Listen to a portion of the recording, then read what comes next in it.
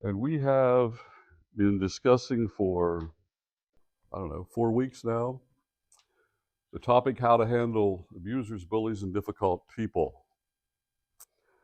And we will continue with that tonight, and we'll got a few more weeks before we complete the topic. But I hope you're finding it. Don't forget your pen, Don. I hope you're finding it helpful. I have found it fascinating. It is amazing. You read what Paul tells us in 1 Corinthians chapter 10, that everything that happened in the Old Testament is recorded for us to be examples to us. And it's amazing. I mean, tonight we're going to look at the book of Esther.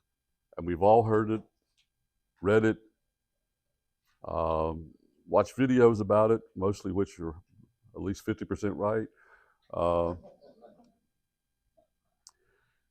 And we kind of tend to get in the habit of looking at something the same way every time. But you take a topic like this and you begin to think about it and explore what you can find, especially in the Old Testament, historical sections. It's amazing what you start to see. And you're going to see Esther from a totally different perspective tonight.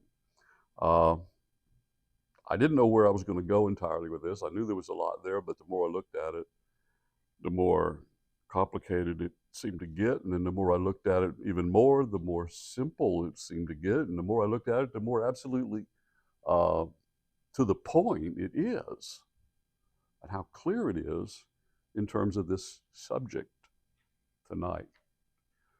So we're looking at the book of Esther tonight. If you read the book of Esther, thank you. You'll be ahead of the rest of us. If not, you can catch up. I'm not going to deal with all the chapters. I'm not going to try to deal with everything in the book. There's a lot of fascinating things there, but we just do not have time for. So we're going to look at it in terms of our topic tonight, which is getting help for handling abusers and bullies. Just some quick statistics. 50% of American teenagers, according to a recent survey, say that bullying is a major problem among their peers. I'm sure we probably are not amazed by that, but just to think about it. We saw this statistic previously from grades 6 to 12. At least about 1/3 of school students admit to actually being a bully. And over 70% say that they have witnessed bullying in their schools. Middle school years are the most prevalent, but it stretches into high school. And again, we mentioned this early on, just another reminder, 86% of school shootings have been linked to the shooter having been bullied at school. So it is a major problem, and I want to emphasize tonight that what we're going to talk about is one way that you and I can be a positive in this environment. Because if we can teach the Bible to young people through this lens, it'll help them, I believe.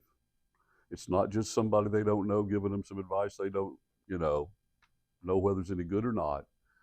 If we can start by teaching our children these stories, these accounts, this history, and applying it, I think it will be of great help to them.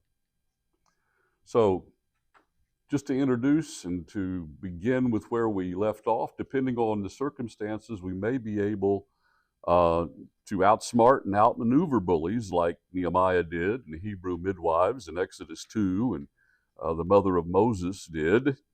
However, we are not always going to be in a situation where we can outmaneuver a bully and deal with it on our own. When there is a person in authority to whom we can appeal, we should seek their help. Only about 20% of students in school that are bullied tell their parents or their teachers or any other adult about it. Only about 20%. And that's where we can make a difference. We can interact with them, we can talk with them, we can encourage them to talk. When I was bullied in school, I never told my parents. I learned how to deal with it the best I could and dealt with it the best I could on my own, because, that's just the way things were back in those days, and I was a boy, and I was taught a lot of things that I probably had to unlearn, but one of them was to, deal with your own problems. Not that my parents wouldn't have helped, but I just had that perspective. So, however, we are not always in a situation where we can outmaneuver, outthink, outsmart, work around, stand up to a bully. When there is a person in authority, we should go there, and we should teach our children to do that. So, the lesson tonight is going to identify some tools for getting help. And the point of what we're going to look at here in the book of Esther is that we should get help. Get help from someone in authority. Doesn't mean that everybody you go to is going to give you any help, but find someone. So let's talk about some tools. And the first tool we're going to look at in our bully toolbox is this: request help. Ask for it. It's so simple. It's so simple. We find it right here in the book of Esther. In chapter 2, verse 19, where this section begins, if you have your Bibles, follow along, or if it's too much to follow along, just make a few notes. Go back and read these verses. I'm not going to read them all. I'm going to touch on them. I'm going to begin in chapter 4, verses 8 and 9, as we look at this first tool: request help. Now, the whole section you should read later, digest it if you haven't already. But I specifically want to look at chapter 4, verses 8 and 9. Here we read this, and I think I have it on screen, by the way. Yes. Now, let me set the stage for looking at this verse. In chapter 4, we're fairly far along in the story. King Ahasuerus, by the way, Ahasuerus, Hebrew for King Xerxes in Persian history and ancient history. It's the same king. Some people like to say, well, the Bible's wrong because they didn't get his name right. No, they had different names. They were called different names, different languages. King Ahasuerus was planning invasion of Greece. They had been the world power. Greece is on the rise. They're in confrontation with Greece. I won't go into all the history. And he holds this banquet, this feast that lasts days and days and days. And most scholars believe that part of this feasting was planning for this military excursion. In the midst of it, they drank so much over so many days, they kind of lost some perspective on things, and someone suggested they call the queen in, and Ahasuerus was glad to bring her in and show off her beauty, but she refused to come. And basically, she was deposed for that. You couldn't say no to the Persian king. They went away. They fought those battles with Greece. They came back. Couple years had elapsed, somewhere in there, and they needed a new queen, and they rounded up women from all across the empire. By some accounts, around 400. And Esther was one of those that was taken. She didn't apply for the job, okay? She didn't have a choice. And she was in the one that Ahasuerus chose to be the new queen. She was an orphan. Her parents were gone.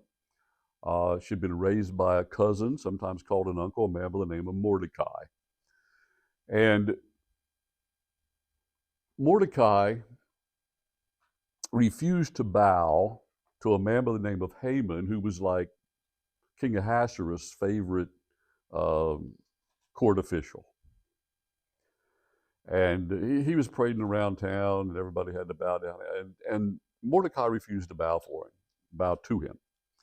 And Mordecai did this not openly so much. He was probably standing back in the crowd, and Haman wasn't aware of it until he was told about it. He got very angry, and he decided that he wanted revenge. So he decided he was going to kill Mordecai, but not just Mordecai, but all of Mordecai's countrymen, all the Jews. Now, Haman is described in Esther as an Agagite. And it's quite possible, in fact, most Bible teachers believe that he was a descendant, an unknown descendant of King Agag that Samuel had to kill because Saul spared him. And that he hated the Jews historically because of that. And that was in all probability the case. Not all Bible teachers agree, because there was a place called Agag in Persia too. But it seems to fit the narrative here. He wanted to get rid of all the Jews, not just Mordecai. And Mordecai identified himself as a Jew when he wouldn't bow. So Haman gets the king to okay a new law that all the Jews would be exterminated. But not immediately. He went to astrologers, and they did their divinations and all that, because the Persians were big into that. And they determined, the best day to do everything. And it just so happened that the days that came up when they rolled their dice or drew their lots was like 12 months out. That was sovereign from God there, God's sovereign operation to give the Jews time, an Esther time. So this is put in place, and the law was put there. And Mordecai is very upset. He's grieving about this. He lets Esther know, and that brings us up to chapter 4.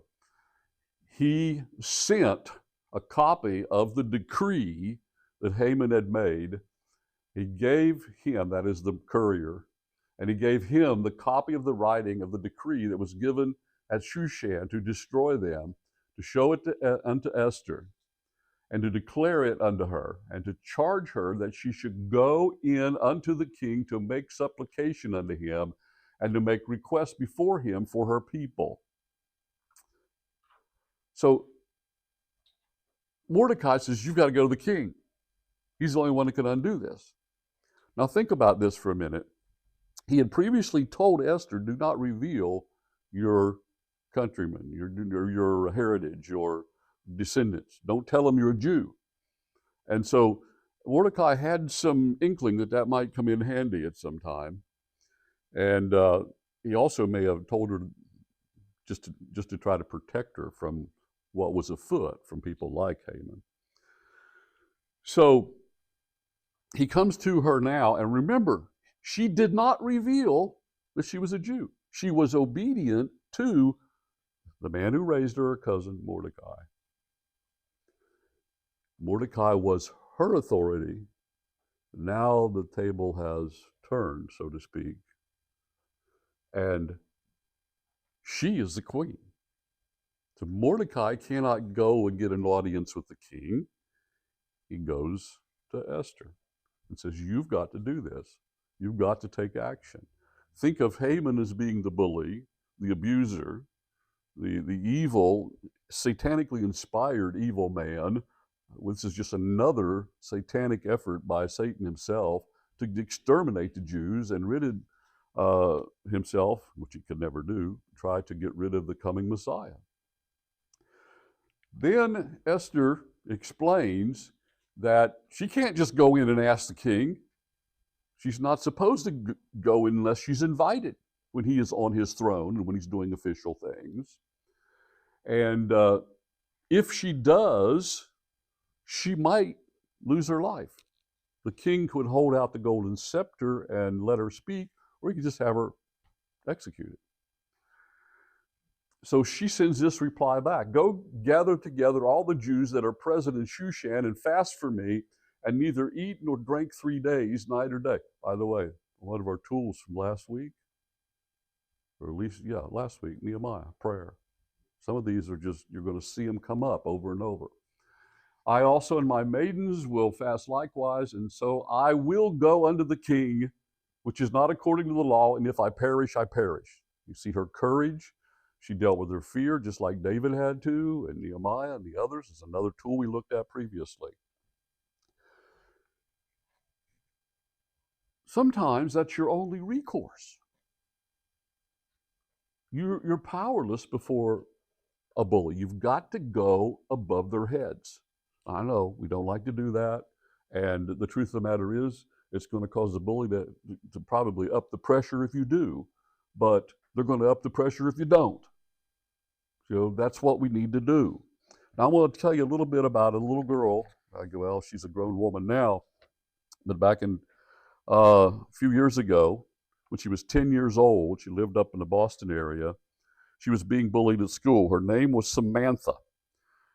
During the 5th grade, she was bullied by a boy. I don't often see that. I can't say I've ever seen that in school, but it happens. It didn't happen in my day.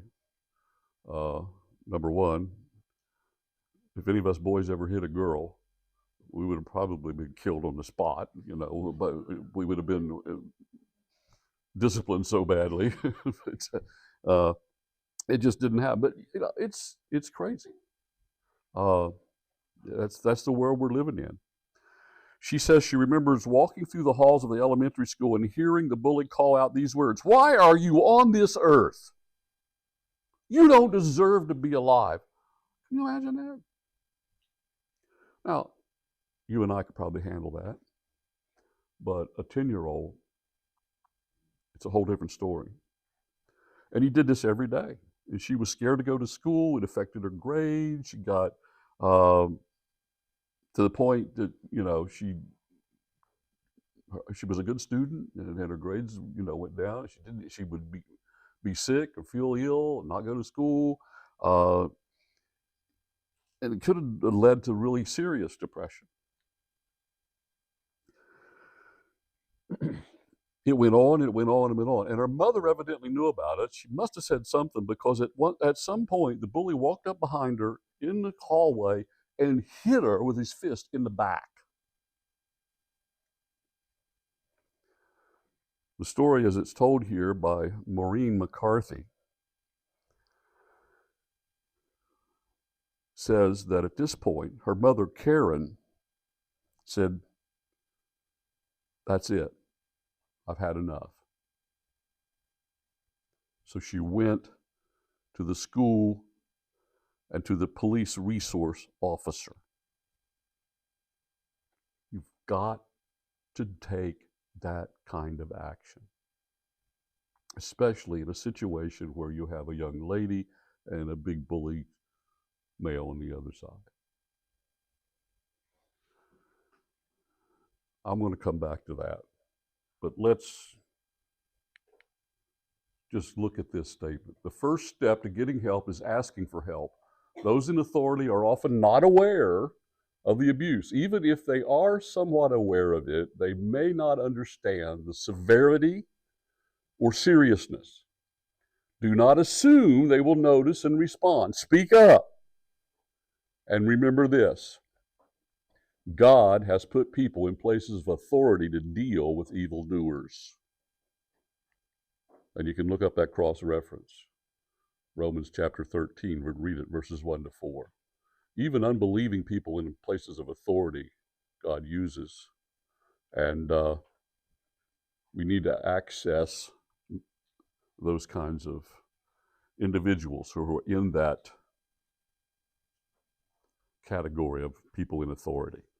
Let's move on to tool number 2. The first one was request help. The second tool, explain the problem. This is so simple, and yet it is so profound when you see it right here on the pages of Scripture. We're going to go to Esther at chapter 5 and through to chapter 7, verse 4, if you want to read it later, but we're not going to delve into all those details. I'm just going to put up the verse here. that we're going to look at. Explain the problem. We're going to look at verses 2, 3, and 4 in Esther chapter 7.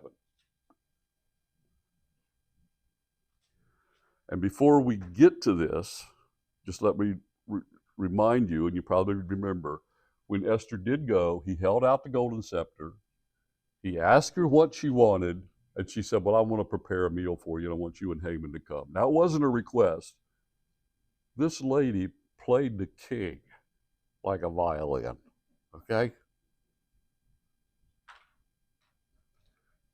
Even Solomon agrees when he said, a man's gift maketh room for him. He's talking about doing something nice for a person in authority. She understands it. Even though that's her husband, that term has to be used loosely in terms of an ancient king with a big harem, okay? They didn't really have a partnership. And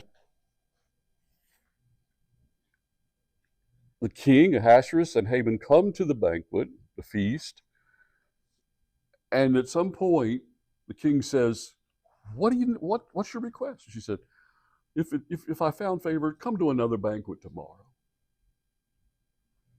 and I'll tell you. So they go home, and Haman goes home happy, and in the meantime, Ahasuerus can't sleep. That was of the Lord too. And I don't know what you do when you can't sleep, but I guess he liked to bring out the chronicles of the laws they'd made, and let's just have someone read them to him, because I guess it bored him to sleep. Could you imagine reading the congressional record in the middle of the night? I can't. So he can't sleep, and he reads an account about something Mordecai had done much earlier, who had came and brought the king news that 2 men were plotting to assassinate him. And those men were found and executed, but Mordecai was never rewarded. And when he's reading this, he asks, well, what was ever done for Mordecai? Well, there's no record of anything. So before they go to the feast the next day, he asks Haman, his right-hand man, what should we do for someone that I delight to honor? And Haman, thinking it's him, says, put him on the king's horse, put him in the garments the king's worn in public, or parade him down the street, and announce to everybody, this is a man in whom the king delights to honor. And the king says, okay, that's great advice, Haman. Go do that to Mordecai. Now, the Lord not only is a sovereign God, but he has a sense of humor, if you can say that's a sense. It's a humorous to us. Wasn't too humorous to him, but it just killed him emotionally, obviously.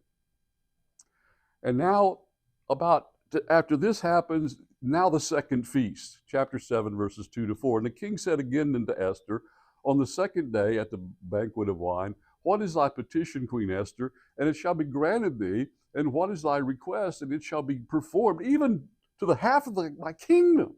Then Esther, the queen, answered and said, if I found favor in thy sight, O king, and if it please the king, let my life be given to me at my petition, and my people at my request. For we are sold, I and my people, to be destroyed, to be slain, and to perish.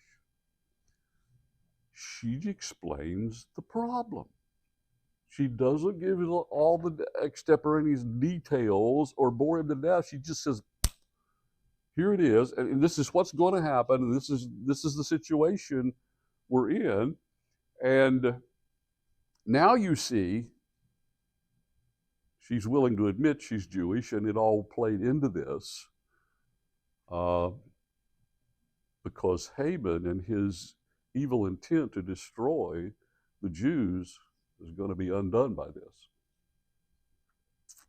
She goes on to say, if you were just going to put us all in slavery, I wouldn't even have said anything, but they're going to wipe us out. And she keeps playing the king along. She's already extracted from the king, I think 2 or 3 times, I'll give you anything you want up to half the kingdom. He can't deny it. What's he going to say at this point? Esther had a great understanding of how to deal with people and a lot of wisdom. And she knew how to handle King Ahasuerus. It's amazing to just read that and watch that unfold. She had a plan. By the way, go back to Nehemiah, go back to Daniel, to David in his confrontation with Goliath. He had a plan. You have to plan how to do these things. So that's explain the problem. Number 2, just a quick note here. Be specific in describing the abuse to empower and motivate those in authority. Document instances of abuse, providing the details, circumstances, time, date, and witnesses. You may not be able to do all that, but any of that you can do, and if you can do all of that, remember, you've got to give the person in authority a reason. What was the reason that Esther was giving to King Ahasuerus? The queen's going to get killed, along with everybody else here. That was his main concern. Generalities are easier to dismiss than documented facts and eyewitness testimony. Believe me, I've been a pastor long enough to know over the years, people will come to a pastor with some criticism, some complaints, or some issue with somebody else. And many years ago, I don't know where I got this. Probably heard it from someone else, but I learned if somebody came with a criticism or a problem, to say, well, I appreciate you bringing that to me. What do you think we need to do about it? See, a lot of people are willing to criticize. They have no idea how to resolve a problem. So when someone would come to me and say, I need to take care of this, I need to do this, I need to do that. Years ago, in my first church, rural church, we had some people of very meager circumstances that attended our church. And they had a big family. And then they ended up having to raise a second family of their daughters who had children out of wedlock. And it was just horrible circumstance. They didn't have the means hardly to provide for these kids. So the little guys weren't always dressed very well, and they weren't always as clean as they should be and all this. And I kept having one lady come to me all the time at church. We got to go to the authorities and tell them these kids are being abused. I said, well, what would you tell the authorities? What's the abuse? She couldn't come up with anything. She just thought that was the case. They just thought they were being neglected. But obviously, I understood they couldn't do everything and provide new clothes and always have them clean. They may only had one change of clothes. It's amazing. Generalities you can dismiss when people cannot come up with documented facts or eyewitness testimony. By the way, Matthew 18:16, jot it down, great cross-reference. Jesus talking about this issue. People have problem with one another, interpersonal conflict, and you go to them. Don't go to somebody else and tell those other people about it. You go to them, you tell them, if they don't respond, you go back and bring what? Witnesses. They cannot or should not then be able, if it's plain to other people, more likely they're going to accept and repent. It's not some general accusation. Let's move on to tool number 3. We have request help and explain the problem. Tool number 3, identify the bully. This seems so obvious. But we don't like to point fingers at individuals. We like to say, well, there's some bullying going on in my daughter's school, and I wish you'd take care of it. You've got to get specific. What does Esther do? Now here we're going to look at chapter 7, just a verse or two beyond where we were at. Identify the bully. Then the king Ahasuerus answered and said unto Esther the queen, who is he? Who is this guy that did this, that orchestrated this decree to kill all the Jews, including you? He's hot, obviously. Who is he and where is he that does presume in his heart to do this? And Esther said, the adversary, the enemy, is this wicked Haman. And he was sitting there at the table. There was only 3 of them there, Esther, Ahasuerus, and Haman. Pretty specific identification, don't you think? And then in the understatement of all of Scripture, then Haman was afraid before the king and the queen. Wow. Now, let's for a moment go back to Samantha's story. We got to the part where she went to the authority. Let me just go a little further in the story. She said, her mother said, that's it, it's the breaking point, I've had enough. And so she gets involved. She is the first authority the daughter should have went to, her parents. But unfortunately, 20% of students that are bullied in school don't go to anybody in authority. So we as parents and grandparents, we need to have continual conversations and try to get those young people used to talking about their situation, circumstances, observe how they're acting, all the rest. So she went to the mother goes to the resource officer, and the story goes like this. They had another student who witnessed the punching, who was willing to be a witness, and so they reported that incident. They didn't just go tell somebody there's bullying going on. They described and explained the bullying and had a witness, and then they told the officer who the boy was. I know that because the story says what the officer did.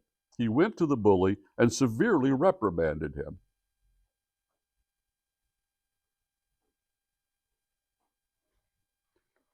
And that was it, nothing else. He wasn't expelled. Just told him you shouldn't do that.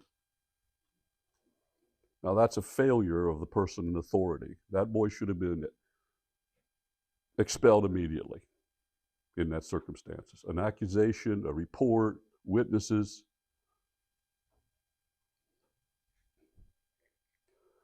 I certainly believe our principal, honey, when we were in school, would have kicked him out the front door with his foot and didn't care, probably wouldn't have cared where he landed. But I don't know. It doesn't mention the principal here, but I mean, I can't believe that he didn't know about it as well.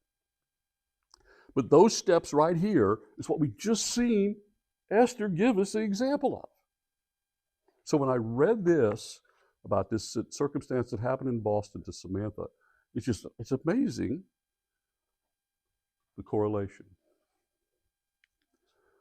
Identify abusers and bullies by name. Identify any others that support or encourage the perpetrators. This is not a time for generalities or equivocation. And Diane told me to take that word out and I forgot to take it out on the slide. It's not on your paper, so you don't have to define it. But I think we all know what it means. Don't waffle. That was a good word. So we've got 3 tools so far: request help, explain the problem, ID the bully, and then number 4, pursue a solution. Didn't we just see the solution? And we know the king went from here and hung Haman on the gallows he had built to hang Mordecai on when the day came. Isn't it resolved? No, it wasn't. The king had acted out of anger, and he had punished a man that had done this, but there was a rule, a law, whatever. In Persia, if a king had put anything into law, he could not change it. No one can change it, and the king couldn't even change it. So Esther has to go back to him with another request, that it be undone. We're talking about pursuing a solution. The solution doesn't always come just because you tell somebody in authority. Now Esther spoke again to the king, fell down at his feet, and implored him with tears to counteract the evil of Haman the Agagite, and the scheme which he had devised against the Jews. And the king held out the golden scepter toward Esther. So Esther arose and stood before the king and said, "If it pleases the king, and if I have found favor in your sight, and the thing seems right to the king, and I am pleasing in his eyes, and let it be written to revoke the letters devised by Haman." He can't.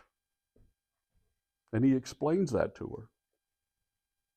But because he goes back and continues to pursue the resolution to the problem, we get to a resolution.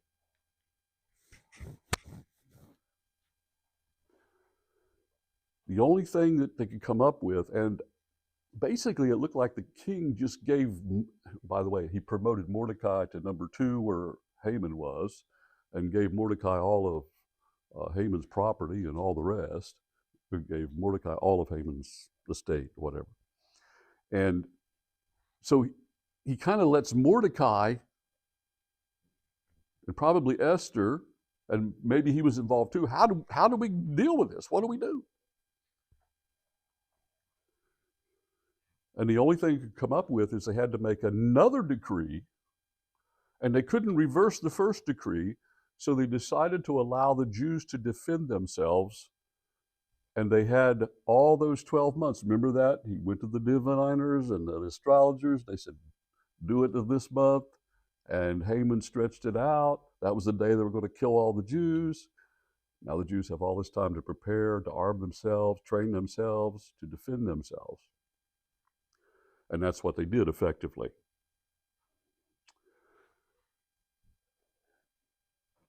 And then the day comes and the Jews kill thousands. But I don't think the Jews just necessarily went out and found people, killed them. These were people coming to attack them because that's what the decree allowed them to do. They were coming to take away the Jews' life, take away the Jews' property, enrich themselves, and Haman's 10 sons were in the group. And they are killed on the first day. But evidently because of all this battle and it hasn't really been totally resolved, and there's still people out there who are hating the Jews and they feel in danger. Esther goes back now a second time and asks for a second day that they can defend themselves. And the king grants that. So it's over 70,000 people killed eventually, and the Jews successfully defended themselves. And Haman, the dead bodies of Haman's 10 sons, just a little bit later in the Connie, and let Haman's 10 sons be hanged on the gallows. They were already dead. The previous verse tells us they were killed. This is just a warning to everybody else in case we didn't cover anybody that's trying to attack the Jews. So going to someone in authority over a bullying situation does not guarantee that they will effectively handle the situation. If they do not, follow up without delay and be ready to suggest specific actions that need to be taken. People that are in authority sometimes don't know what to do. So in Samantha's case, she's back to school. The bully laid off of her for a little while, then he started again. They ended up taking Samantha to the Boston Children's Hospital Bullying and Cyberbullying Prevention and Advocacy Collaborative. And that's all in just their initials, BAC, PAC. Hogan. Anyway, we like to make initials and give initials to everything. They met with doctors and people and counselors. So they went as far as they could go. They couldn't get any help with the authorities where they were at. But when they went to these people at the hospital, the first thing that happened was Samantha, for the first time, found somebody that believed she was really being bullied and it wasn't her fault other than her mother. And that encouraged her. And the second thing was they empowered Samantha and her mother by telling them all the laws and how they had to address this legally and so on. And the story ends there, and I don't know what happened beyond that. But you see, you can't just tell someone in authority. You've got to hold the authority to the fire to do something, and they may need some encouragement along those lines. And ultimately, if you get no help from the authority, the parent has to take authority. If it would have been my kid, they wouldn't have still been in that school anyway. That's an easy resolution when the school didn't act. They just took a different course. We delegate the responsibility to educate our children to the school we send them to. But it's our responsibility biblically to bring up our children in the nurture and the admonition of the Lord. If we let somebody else participate in that, we are delegating some of that. We can pull it back. And thank God we can here in America. And a lot of people have. And some don't have to. There's all sorts of different issues with different locations and schools and all the rest. And I can't speak to everybody. But I'm just saying, we have that responsibility as parents and grandparents to act in defense of the children if nobody else will.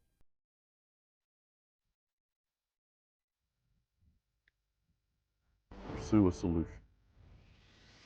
It's not going to come easily necessary.